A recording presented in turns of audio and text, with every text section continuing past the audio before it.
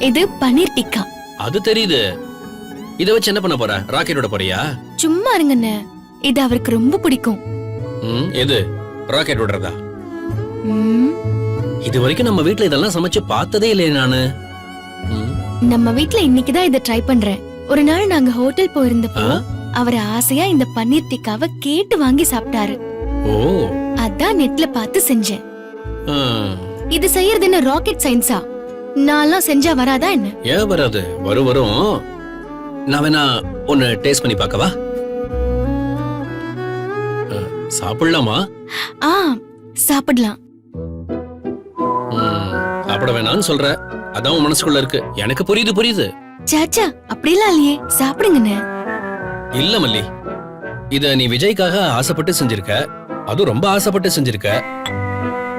உன் புருஷன் சாப்பிட்டு பார்த்து நல்லா இருக்குன்னு சொல்லணும்னு ஆசைப்படுற. இல்ல, நிறைய இருக்குண்ணே, நீங்க சாப்பிடுங்க. இல்லம்மா, பரவாயில்ல, இருக்கட்டும்.